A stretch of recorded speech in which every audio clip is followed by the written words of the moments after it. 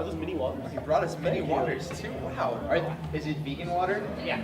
Okay, bless. No, it's not. It's Arrowhead. It was killed. They've used an Arrowhead to kill things. These people are so, like, I mean, you'd have to be crazy to be on this panel in the first place, right? Hey-o. Too soon? Not in denial. Not in denial. All right. Let's see. We got 2 minutes until showtime.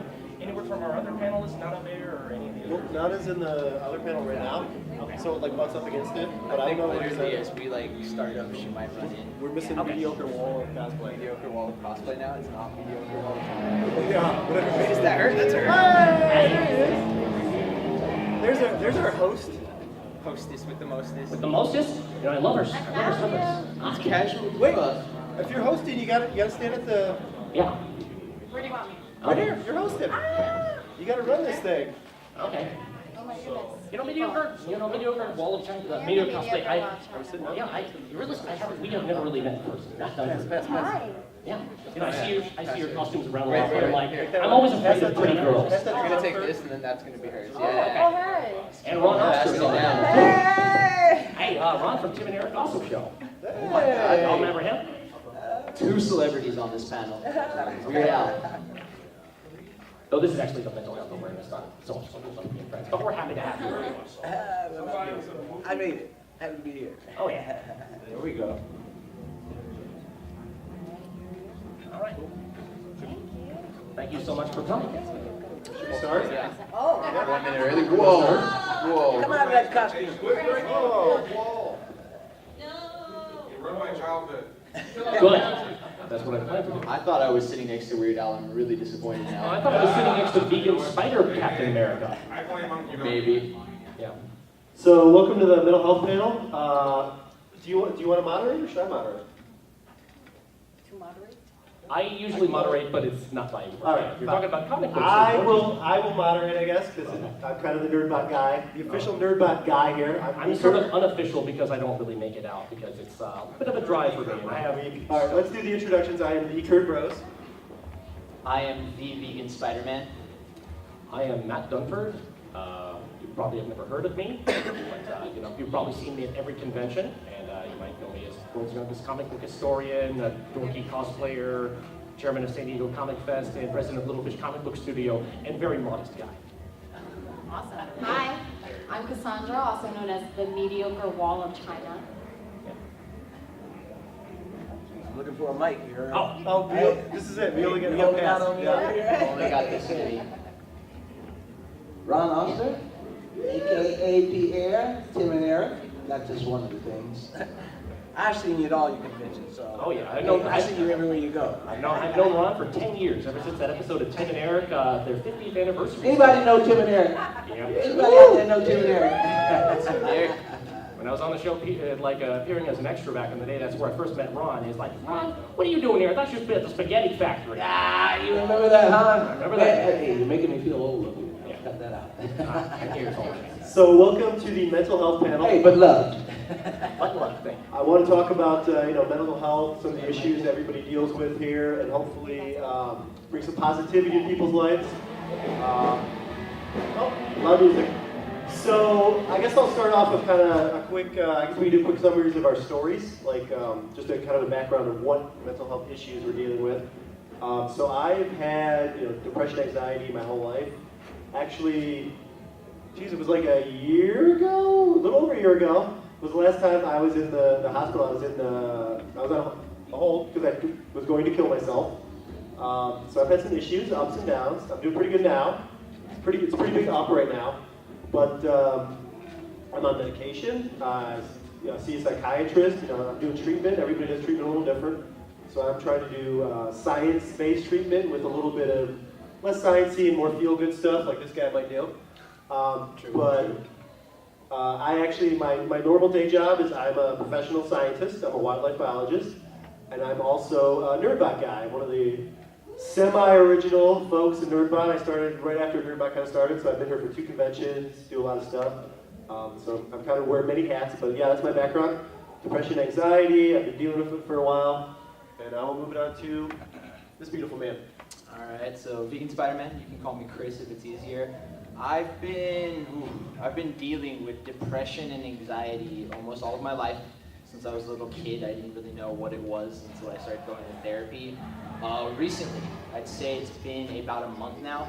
I have been seeing a therapist, doctors, and we found out I'm actually bipolar. So I've been diagnosed with bipolar, which, as crazy as it is for me, it's a bit of a relief because I have a better understanding of my behavior, why I feel the way I feel. You know, bipolar, you have very high highs, very low lows, there's no middle. You're either partying it up, enjoying life, or you're just like, wow, life is ugh. So it's good to know. It wasn't general anxiety, it wasn't general depression, it's bipolar. And I'm currently in the process, like Kurt said, I do a lot of feel-good stuff. I believe in natural remedies, trying to exercise if I can, eating well, trying to sleep well, that sort of thing. And I'm actually getting ready to see a psychiatrist, possibly thinking about medication, alternative methods with medication, that sort of thing. And just taking it one day at a time. Biggest key. So I'll pass it over to Dunford. All right, I'm Matt Dunford, and I know a lot of you are a little weirded out to see me on such a panel, but you know what? I have mental health issues too. A lot of you may know that I am a high functional autistic, pretty much, going with Asperger's syndrome, but that's, like only one of the reasons why I'm here, because it's one of the things that you have a high understanding of a lot of things, but not really with people. And of course, eventually that sort of thing led for me to a strong feeling of depression, which I denied for many years because I didn't think that it was actually a real thing, and which eventually led into some drug addiction as well. That's the big bombshell here. Not in the traditional sense, but there's different ways of kind of doing drugs and affecting your life, but we'll get into that in detail. But so that's the surface track, and that's the big bombshell breaker right there. So I'll tell my story along the way. Hi everyone. I am hold for sound. I am a domestic abuse survivor, so a little bit of PTSD here. And see, my sister, my younger sister, recently this January, end of January, she jumped off the 5th floor of my apartment building in an attempt to kill herself. And luckily she survived, but she has some very permanent injuries. And I later found out that she has one of the most severe cases of schizophrenia ever diagnosed. So this is very important to me. And I'm doing everything that I can to learn more. And the way I see it is, if all of these wonderful people, including myself, are able to be here with you and talk about it, then absolutely so can you. And I'm so happy that you're all here. Testing 1, 2. I guess we can hear, huh? Round off to everybody. I'd like to say first off, Matt, thanks for inviting me here. Love you, man. He's been a long time fan. I probably am older than just about everybody in here. Some people may not know that, but been around a long time. I've been through a lot, and a lot of it has included probably all the symptoms that they probably noted up here at one point or another. But I have this feeling that no matter what goes down in your life, you want to keep it on. Just keep pushing, keep reaching for the stars, and keep believing and having faith in that someday you will reach your goals and you'll reach your destiny if you stay at it. And this is basically what I'm doing. I've been in this entertainment business for close to 50 years, and I still haven't gotten to where I want to go yet, but I can only say I've got a foot in the door. All I need to do now is get the other foot in the door, so I got to keep reaching for the stars. And for anyone who hasn't seen Tim and Eric or any of my work, I'd like to see, look for Ron Oster on Facebook, and hopefully we'll see you out there somewhere again, okay? Hi, I just joined the panel.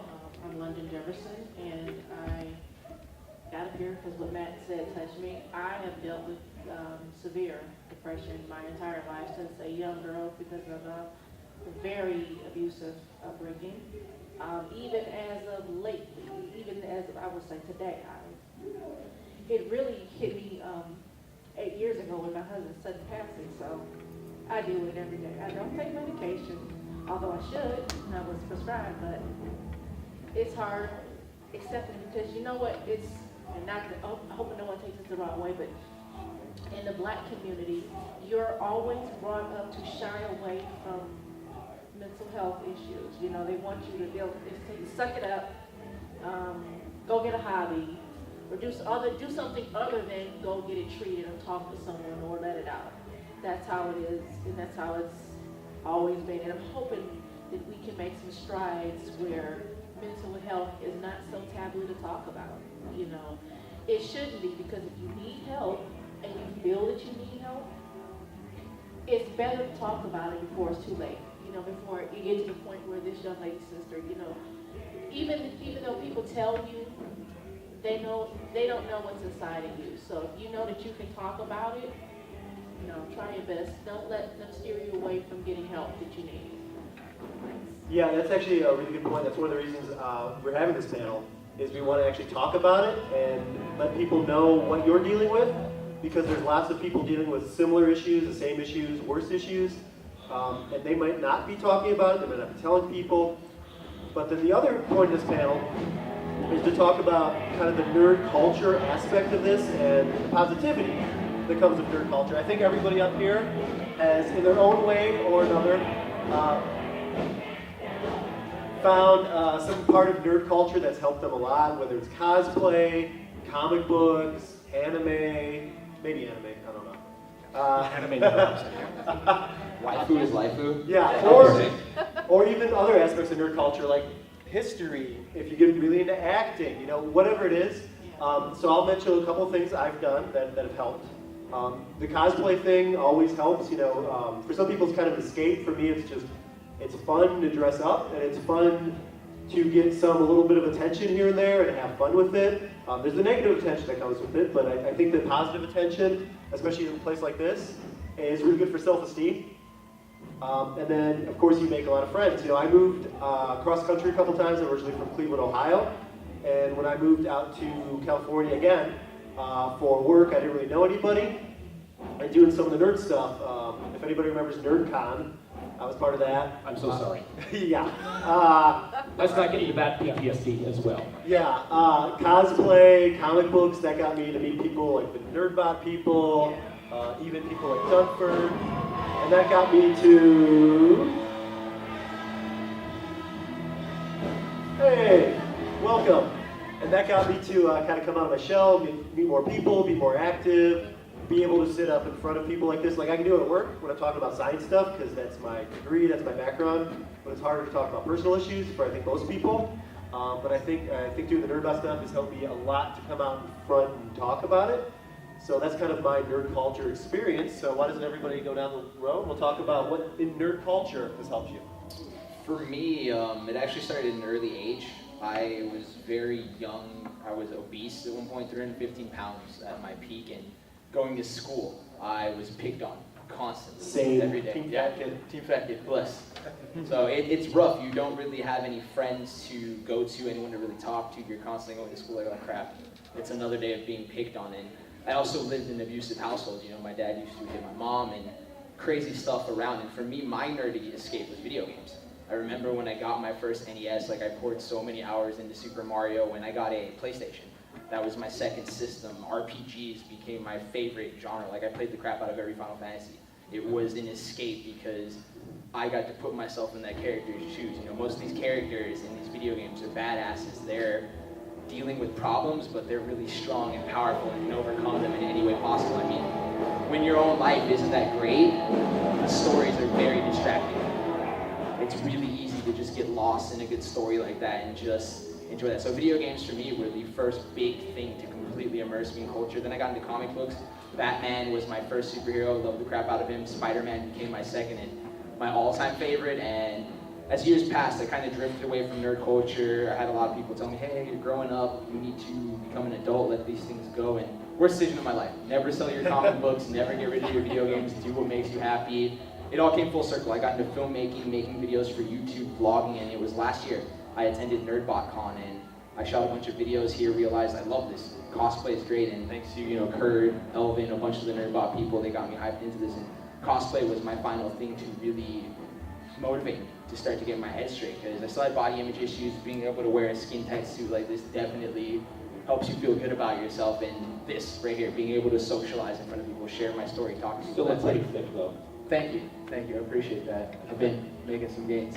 That's the biggest thing. Cosplay, filmmaking, and most of all video games and comics would be my nerdy escapes that they've helped me stay sane through all of this. That's how I'm down to Dunford. Well, you know, my story is one of ups and downs. And of course, like, you know, I come from a very nice family. A wealthy, rich family with, you know, my mom is nice as can be. My dad is a wealthy doctor who always goes out of his way to help everyone. And anyone who's ever met my mom knows that she just, like, is the nicest, sweetest human being on earth. But you can still live in a great household environment and still suffer from these issues. And of course, you know, from a young age, I had loved just, you know, all this geeky stuff in general. Of course, at like around age 4, my favorite cartoon on TV, you know, being a child of the late 80s, was Teenage Mutant Ninja Turtles. And of course, I watched TMNT every single chance I got. I collected all the toys, and like, you know, I was, you know, absolutely in love with it. And so I was just, you know, pretty much, it would just happen one day that I was playing with my toys and like, you know, having them, throwing them, and like, you know, off like, you know, ledges and whatnot. Then I decided, you know, I'm gonna jump off the garage right now. See, like, that'll work out well. Big mistake. Big mistake. And of course, you know, that shocking, painful thing, it's like, it's still a little. And then I realized after my leg healed and stuff, anytime I looked at something with Teenage Mutant Ninja Turtles, like all of a sudden I just felt cold and scared and everything. And that's when I realized, well, I didn't even realize what I was, but can you imagine being a 5-year-old boy with post-traumatic stress disorder at seeing your favorite thing at Teenage Mutant Ninja Turtles?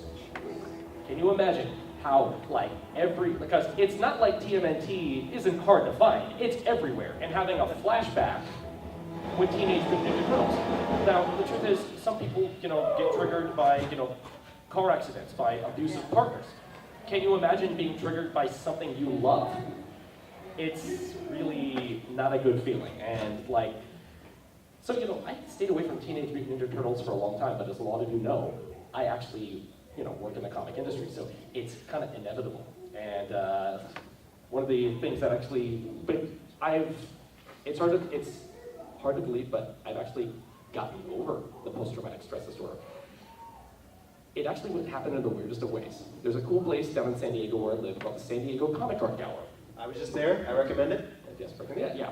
Curated by my friend TJ Shevlin, and you know, it's a wonderful facility. It's run by IDW Publishing, and the curator is Kevin Eastman, the creator of Teenage Mutant Ninja Turtles. And when they were opening, I received an invite, and it's often been said that if you're doing a geeky event in Southern California and Matt Dunford isn't there, then it's not worth going to. But, because, you know, I show up everywhere. So I buckled down and said, you know what, I'm gonna go. So you can imagine me, like, at age 29, like, you know, full 25 years later, I'm gonna go into the belly of the beast. And there's this big party, all the comic book industry is there, and I go inside and I'm walking and I'm like, you know, just completely like ice running through my veins. And as soon as I walk through the door, like some girl like turns to me and said, "Hey, aren't you that guy that talked about Pokemon for 45 minutes straight at that party without taking a breath?" And she's like, yeah, that was me. That was kind of awesome. It's like, oh, okay, nice to see you. And so I go in and I see this exhibit, and I realize, okay, this ain't so bad. Deep breath, deep breath, deep breath, deep breath, belly of the beast. And then I would take repeated visits, little by little, to the comic art gallery. And somehow the adrenaline running through my veins would be a little less each time, a little less each time, a little less each time. To now where it's like, I can actually go out for a beer with the creator of Teenage Mutant Ninja Turtles and just talk Turtles and enjoy Turtles again. I'm actually reading Turtles again. And so, not everyone is that fortunate, but that's just like, you know, one of my, you know, just cycle episodes. Like overcoming post-traumatic, post-Turtles disorder. You can actually call it, the original word for it, shell-shocked.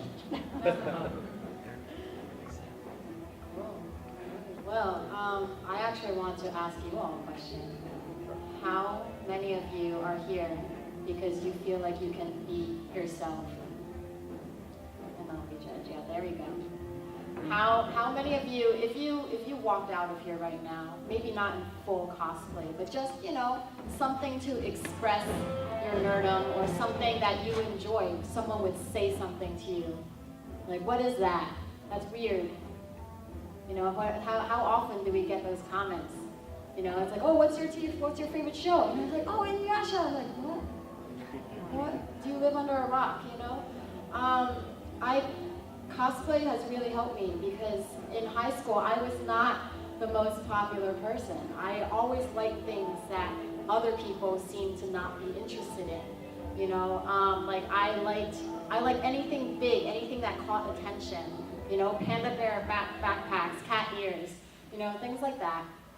And I remember wanting to express myself, you know, wear a Pikachu hoodie or something.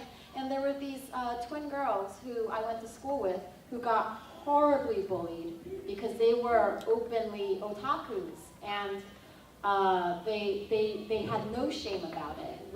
There was this one instance where, this was actually in middle school, where a teacher asked us to say our current boy crush, which I actually feel like now looking back is maybe a little inappropriate. And all the girls are like, oh, you know, Ashton Kutcher or you know, Orlando Bloom, something like that. And this girl says Inuyasha. And everyone's like, who's that? And she's like, oh, he's actually a cartoon character. He's really sexy. He's part wolf, part boy, and he has a sword, and everyone just immediately shuts her out. You know, and I remember thinking as a kid, like, wow, that is friggin' weird. Something's wrong with her, you know, but I actually took the time to look into it, and that became my first anime crush. So, there you have it. But Mine was Officer Jenny. I like Officer.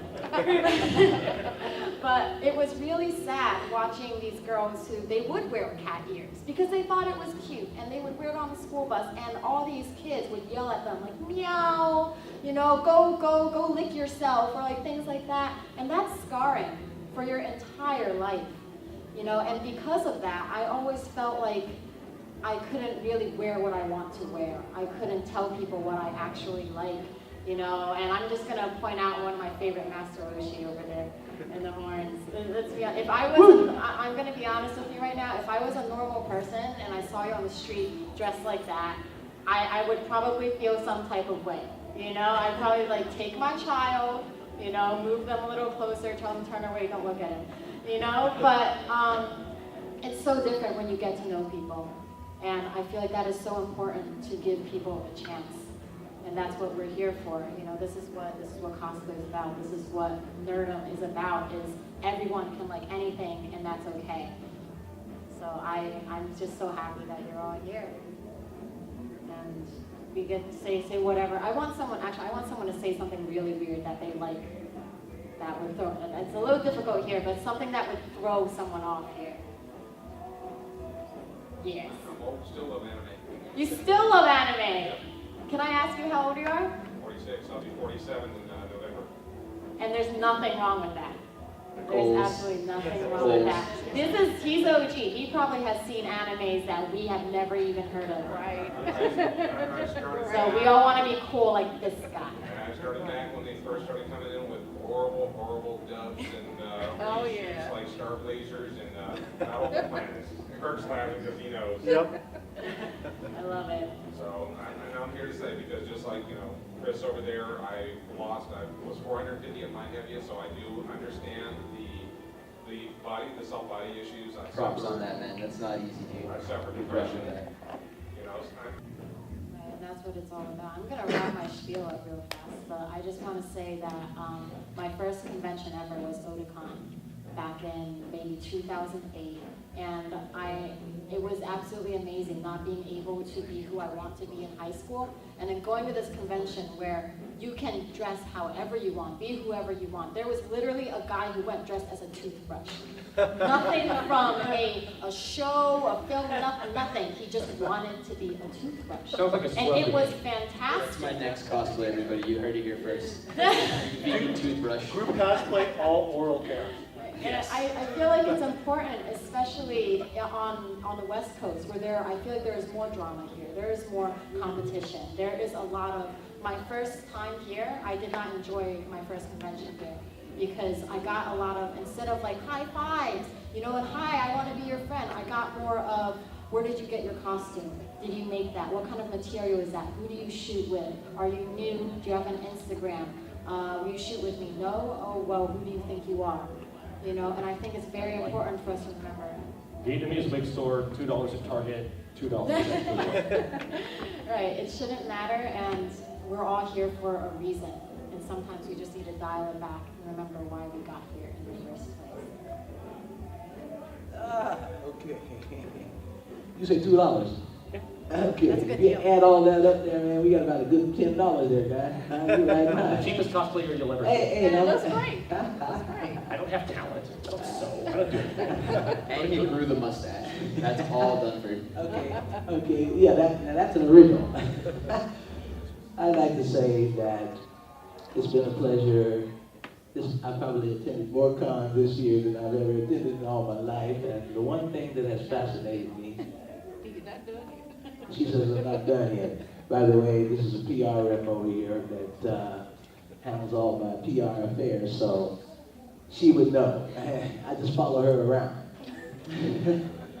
And all I can say is that I've had some of the most fun times since I've been doing these cons. I am so impressed at how people, as she was just saying, like to be their, whatever it is, their alter ego, if you will.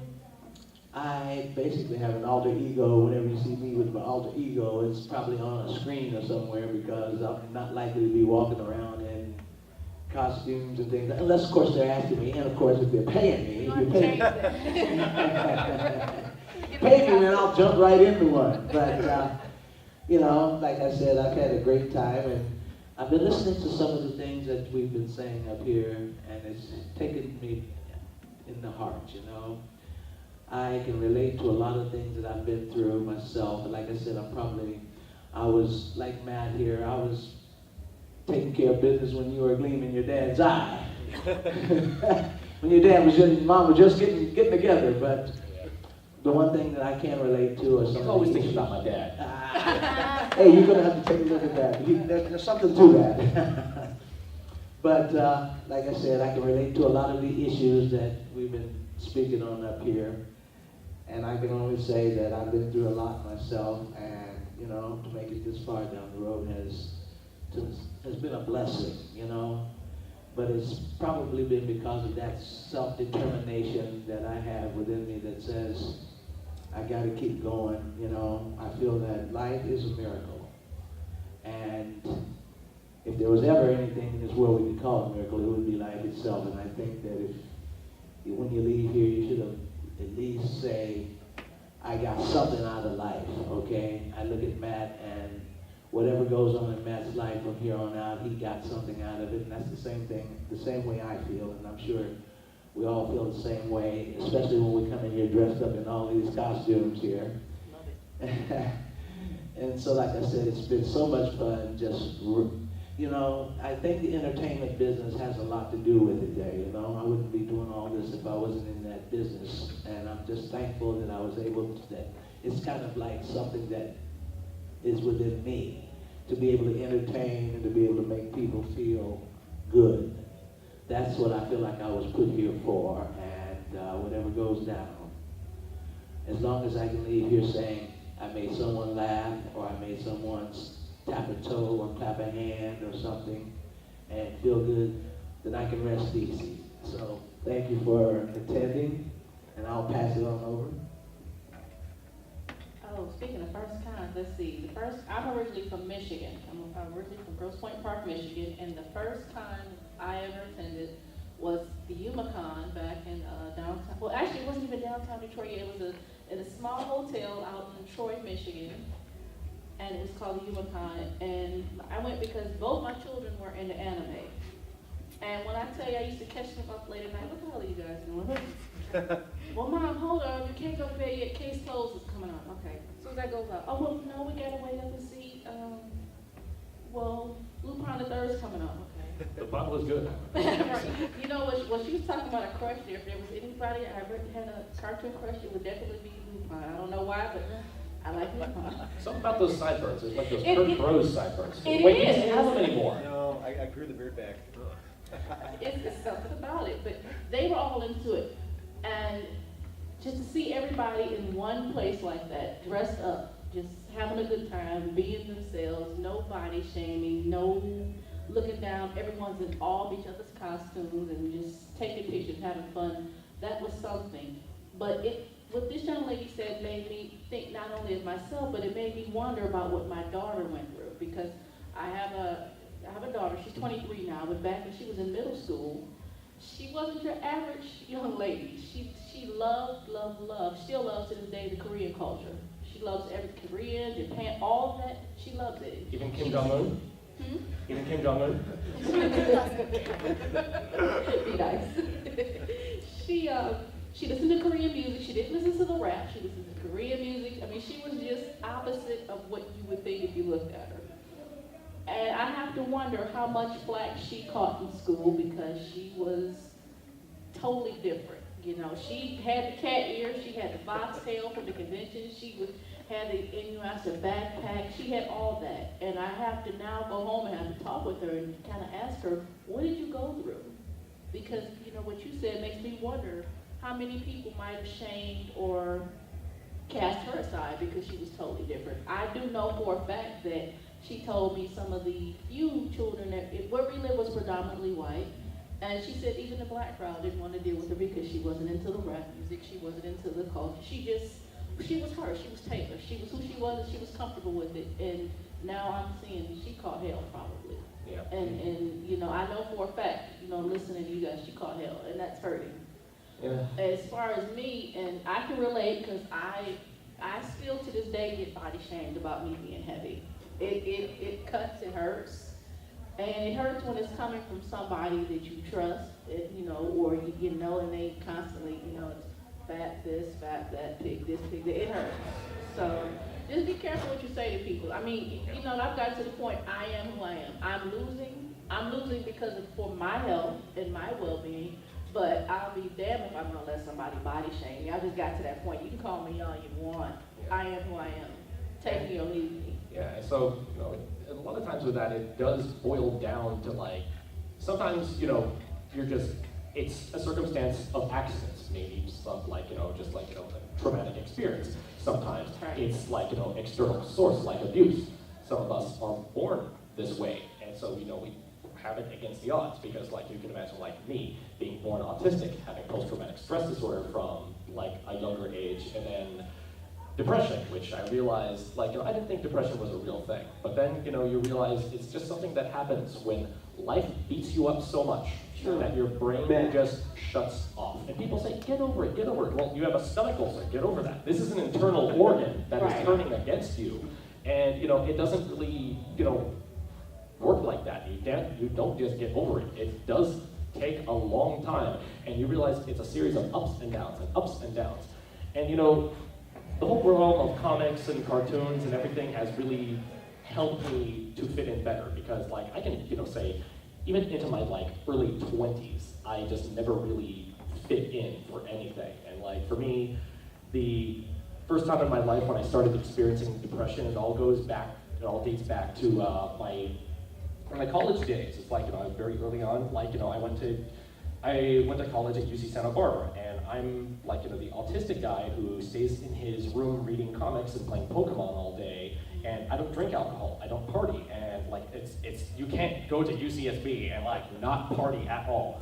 And so I'm like trying to do a long distance relationship with my girlfriend back home, and she's like, so what'd you do today? And I say, I missed you, you know, the usual answer you give in a long distance relationship, and then all of a sudden, like, you know, I hear this loud booming voice coming from, like, you know, beyond the door. It's like, who the hell is in here? And then, like, the door barges open, I'm like, hey, and like, it's like, oh, I know you, aren't you you're the cute guy in the front row of the communication class. I'm like, hi, I'm Matt. He's like, hi, I'm Jamila. Oh, what kind of name is that? It's Arabic. Oh, that's cool. And then my girlfriend will like, who's that? It's like, I don't know. She just barged into my room. Listen, I'm trying to talk to my girlfriend and do my homework right now. Oh shit, we had homework. Can I borrow your book? Okay, fine. It's like, and takes my book. I'm like, what's up? Matt, I think we need a break if you're going to be talking to other women like that. I don't know, she just came in my room and stole my book. Who the fuck? And I'm like, okay, so now I can't do my homework.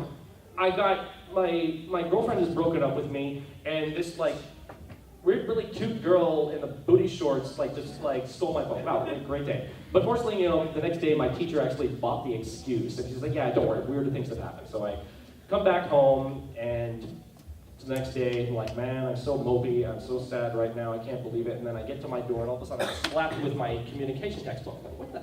Oh, you brought it back. I'm sorry. It's like, yeah, of course I brought it back. What do you think? I'm just some kind of person who's gonna flake out on you? It's like, oh, you said, what was your name again? Like, it was Matt Dunford. Okay, nice to meet you, Dunphy. And I said, it's Dunford. It's like, okay, Dunphy. And I said, like, she said, why are you in your room at the whole time? You should be partying with us. You should be out and about with us. You should be socializing.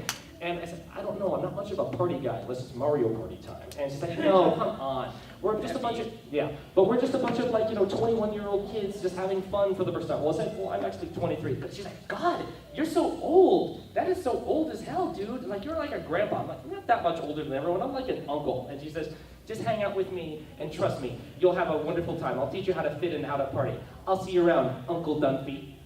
That's where it came from. That's where it came from. The origin of Uncle Dumpy, ladies. The origin of Uncle Dumpy, but of course it goes on for a couple years. And because with the origin of Uncle Dunphy, can I open this up to questions? Yeah. So let's open up to questions, comments, suggestions, anything you want to ask us. The reason we're up here is to be open about our issues, hopefully, and to talk about what we're doing positively to fix some of our issues, or I guess fix is not the right word, but to incorporate what's going on with us into our daily lives so we can be positive and change other people, hopefully. Yes, Mr. Master Roshi. So what finally got you to your point of 0 F's given, that you're just like, you know what, I'm going to open myself up and I don't care what anybody else thinks, I need to be me. I've always been a little bit like that, but as I got older and less, dealing with bullies, dealing with all that stuff, it was kind of one of those things where you kind of learn that other people have very similar issues. And when I started getting into writing, which is how I ended up in NerdBot, and doing like independent films and stuff, I learned that if you are capable of, expressing yourself pretty well written, people will read it and people will take it to heart. I mean, not everybody. Some people don't care. Some people make fun of you. But I think that helped me with the first couple times I wrote about my issues. To people came back and said, hey, I have a very similar problem, or this is my issue, or I've had people say, hey, you convinced me to go get treatment. You convinced me to do this. I actually had one person say, hey, I didn't kill myself. I read your thing, and now I'm trying to turn things around. And after you get a couple of those comments, it's like, well, shoot, I'm just going to tell people what's going on. Be honest about it. my point in time when I realized I needed help came a couple of years later. Jamila and I got very romantically involved. I ended up proposing to her, and then having to break it off after I realized she wanted to travel the world, and I needed a companion. And it was the most devastating moment of my entire life. That the girl who was the most important figure in my life and redefining me and teaching me how to fit in and everything did not want to be the most important person in my life after all. And I got really depressed after a while, and then but I didn't want to admit that it was depression. And then, I started, working a day job after college for a very abusive boss where I worked as a chauffeur. So, everyone wonders how I wear a suit so well. Yeah, it's because I'm a chauffeur. But you don't realize how difficult that job actually is, because you wake up at 3 a.m. to get to your 4:30 a.m. client, and you work 24-hour on call. Your last client of the day is at midnight. You sleep 3 hours a day, and try doing this over and over again, where there's a boss yelling at you, where you're not sleeping, and pretty much no matter what you do, and it doesn't matter how many awards you win or anything, it's never good enough for it. Literally, that is what you look at for drill sergeants. It's psychological torture, and it's to break you down, and eventually, my physical health was deteriorating. I was starting to get the dad bod, and then just I say it's a whole lot of rises and falls of things in life. But eventually it got to the point where I realized I'm not depressed, and I'm just gonna unwind and look at women on the internet and stuff. And then you realize that certain things don't work. And you're like, okay. Oh my God, I am 24 years old and I can't let impotence get to me. And I'm like, it's like, that's when I said, like, I need help. I need help. Fortunately, I'm fixed now. I'm better. But it's like, yeah, depression actually affects your body where it's just like, no, I don't want to reproduce. I don't want to reproduce. So there's like, it turns that switch off. People get so depressed that they don't want to move. Even your junk won't work. It's crazy. And I guess we're all crazy for being up here for a second. Yeah. But, you know, I had my ups and downs. Yeah, pun intended. But like, and then, like, you know, working as a chauffeur, I mentioned drug addiction before. I was taking so many stimulants to keep me awake because when you're going 3 hours of sleep at night, it's hard. It's like, you know, you're just like, espresso in the morning, coffee. It's like, you know, like Sudafed. It's like Sudafed was my jam back in the day. That opens your eyes and your nose. But yeah, don't be taking stimulants. So it's pretty crazy. I mean, I still suffer with, you know, coffee addiction. I wish I could quit, but it's hard. I think we're all coffee addicts, right? Coffee is life, man. Yeah. I drink copious amounts of it. I think my blood is made out of coffee. You have no idea. I mean, it got to the point where I couldn't even achieve REM sleep. So yeah, sleep. Don't work for abusive bosses. Don't do manipulative stuff. Get out and about, and don't let people control you. No controlling. That's just, it's not your life. You want to have your freedom. So, are open about it. You, right? Mr. Cristobal? Yes. Mr. Yes. Spider-Man? I'm like sitting here, it's like, wait, No, are no, you no. talking to Dunford? Yeah, Yeah. through everybody, but I guess what caused me to open up with my depression, I've always been a pretty open person in my life, but I used to look at life as that perspective, like nobody wants to hear you complain, nobody wants to hear the negative, everybody wants to hear the positives, and I was Mr. Positivity for a long time, like you'd see my Facebook watch. he is again. Every morning there's like, you know, Morning I- you know, affirmations, today motivational is great. quotes, I am a happy person. praise Harambe, all of that. And like I was always very positive like that, and even on days where I would wake up, I'd have no real reason to be unhappy. That was the weirdest sensation in your life, to just wake up in the morning and feel severe depression and go, yesterday was great, everything was completely fine and normal, why do I feel like I slept for 1 hour today and the weight of the world is on my shoulders? And I tried not to let that bug me for a long time. I was just like, this is how people function, this is what happens, I'm an adult now, I need to just live my life and I'll be fine. And pushing through that for so long, your body keeps all of that negative stuff bottled down for so long before you finally hit a breaking point and pop. And for me, it was about 2 years ago. I was working at a Whole Foods. I was working 40 hours a week. I was also a daily vlogger on YouTube. So I would film content there. I would film content after work. And I would spend my hours in the morning, 2 hours working out virtually every day, which I'll let you guys know now, you don't need to do that unless you're like some kind of super athlete. But I was working out 2 hours a day every morning. I would go to work for 8 hours, come back home, edit a vlog for about another 4 to 6 hours, and maybe sleep like 3 hours, if anything. And I didn't know that was bipolar at the time, but when you're in your manic episode, you feel like you're a superhero. You can run off of limited sleep, you can take on the whole world, you can do everything, but the problem is, It catches up to you. It catches up to you, and you know, Dunford was mentioning before, you take copious amounts of coffee to balance you out, you need every sort of stimulant on the face of the earth, and eventually you have your days where the opposite catches up to you, and once again, I wake up mornings where I'm just like, I don't want to go to work, I don't want to work out, I don't want to do anything, like I feel like the world is completely done and over with and destroyed, like what is this feeling? And it went on for a while to the point where I had to get pulled out of work. Like I was not functioning at work anymore, I was having panic attacks behind the register, I wasn't sleeping, wasn't functioning, and it was about a year of me just feeling miserable that I decided I need to open up. I need to talk to it with, you know, my friends, my family, therapists, professionals, and that's when I slowly started to, at first, talk about it with my audience on YouTube as a vlogger, just briefly mentioning, hey, I'm going to doctors, I'm seeing therapists. Eventually I found the con scene, I got into cosplay, and it was through my Instagram. I started to slowly share my story. Like, I'd have days where I'd post for a week straight, then 3-4 days I'd go without posting. People were like, where'd you go, what's happening? And that forced me to be honest, because it's hard to live a life where you're positive most of the time, and then you just disappear off the face of the earth, and your friends are just like, what happened? And, you know, you can only lie for someone, be like, no, I just wasn't feeling it, I was lazy, I didn't want to post. Like, eventually you have to open up and be like, I had a really bad episode, I just wasn't motivated. And it was good to do that, because for the longest of times, doctors, therapists, everybody thought I just had general anxiety and general depression. They were thinking it was my job situation, my life situation. In between the last couple of years, I had a really bad breakup. I had a really bad job, so the doctors for a while were like, maybe that's kind of bringing you down. And it wasn't until my life started to kind of stabilize that I realized something was really wrong, because I started to notice cons, which were the number one thing that I absolutely loved and adored. I'd have days where waking up for a con, that excitement wouldn't be there. I'd be like, why am I not excited to go see all my friends? Why am I not hyped? Why are the things that I'm completely immersed and interested in, why is that interest gone? And through therapy, through sharing my story with people, and like I said, it was about a month ago, I started asking friends, hey, who's got experience with BPD, borderline personality disorder? Who's got experience with bipolar? And you'd be surprised how many of your friends are actually dealing with these sort of things and willing to talk about it with you privately. And thanks to hearing their symptoms, their life situations, sharing my situation, I finally got clarity to the point where it's like, this is probably what's wrong with me.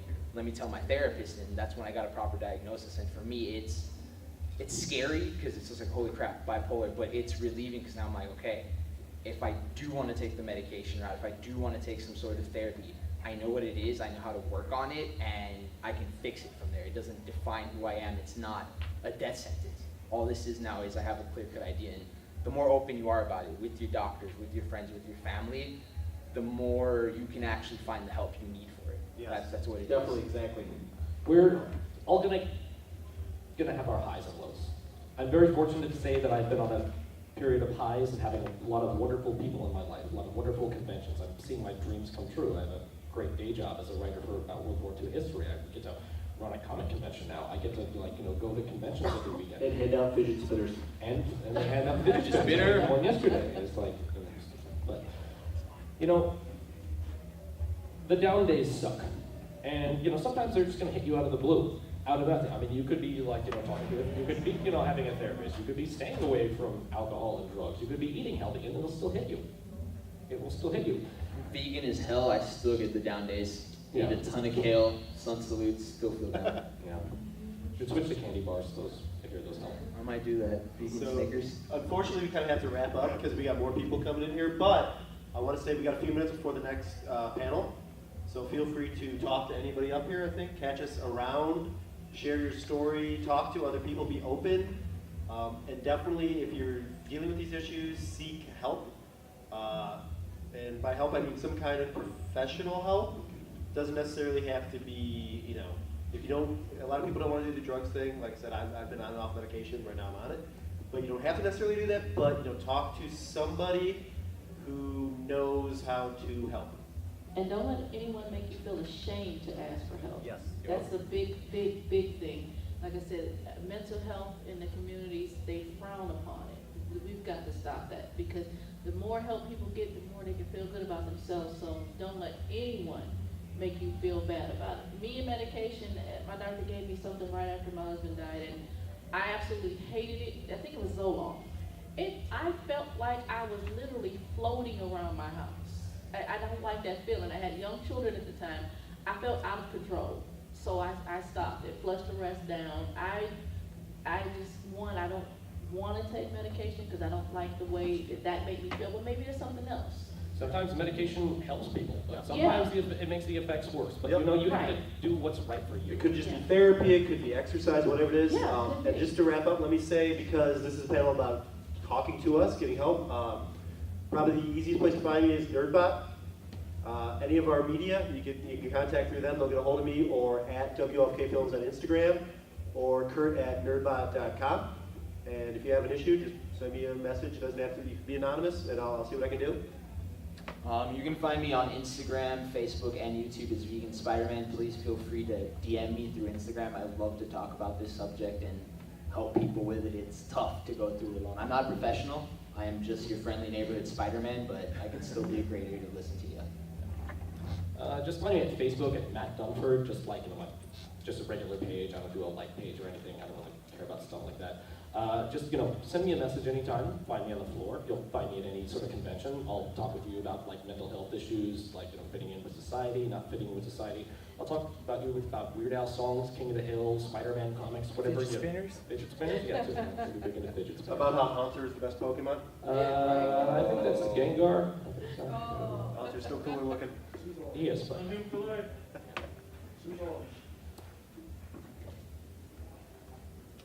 I am mediocre wall of China, not the great one, the mediocre one.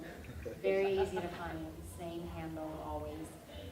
If anyone wants to ask questions, especially concerning my younger sister, I know some people have wanted to, but they're not sure. It is completely okay. I feel like it's something that is very important to talk about. Thank you for especially being since- open about it. Yeah, there's not much known about schizophrenia, but let me tell you, one thing I know is that I never knew how real mental illness was until I heard her body hit the cement. So it's very important to talk about it. And I feel like a lot of people may be like, yeah, I want to talk about it, I want to talk to my family about it, I want to talk to my friends about it, but they don't understand. And that's true. They may not understand right now, but it will take a lot of patience, and if they love you at some point, I promise you that they will. Well, I can only say that it's been a pleasure sitting up here with all these good people, listening to the different issues. As I sat and I listened to everyone talk, and even the ones asking questions, I realized there's something that goes through my mind quite often, and that is the fact that we, no matter who we are, we're all human. Humanity is the one common denominator that we all have, that we share. And from that point, somewhere along the line it branches off. I mean, we'll start out with the fact that we're human, and then we'll go to the gender where we're one or the other. And we'll look at it from just a human nature standpoint. We all have two eyes, a set of teeth, you know, a brain, a heart. But after that, it starts to flow out into the universe. We all become different, unique individuals that share certain issues. And I noticed the word depression seems to come up quite a bit. I've been through some of that. I've been through quite a bit myself, and I can only say that as far as depression goes, there's probably not a person in this room or a person in this building or a person on this earth that hasn't experienced depression. Of course, that's when you're a baby. You know, the only depression you experience when you're a baby is, hey, when do I eat and when do you change here? But other than that, once we grow up, we'll find that we're going to be going through certain issues. And I can only say that, like they were saying, if you feel you need help, get help. But at the same time, I want you to think about one thing. I'm human, and I have a heart and a brain. Unless, of course, you're mentally disabled, there's no reason why you can't pull up out of that depression and say, hey, tomorrow will be a better day. I'm going to seize that. That's the way I look at it. And one of the things I get a kick out of is the character that I play on this show appears from what they designed it to be is a mentor. A mentor who helps people with their little issues, even though I have issues myself and I'm not supposed to have them on the screen. But like I said, everybody's got an issue. So if you have an issue and you need help, get help. Other than that, just say to yourself, I am who I am, and I'm going to be the best that I can be. Thank you. And you can find him on Facebook as Ron Auster, A-U-S-T-A-R. All right, great. Me, sorry. Okay. You can find me on Instagram as Maskieva. Yeah, I'm a Case Closed fan. You can find, or London Jefferson on Facebook. You can message me, we can talk about it. Like I said, never let anyone make you ashamed to get help that you need. Thank you.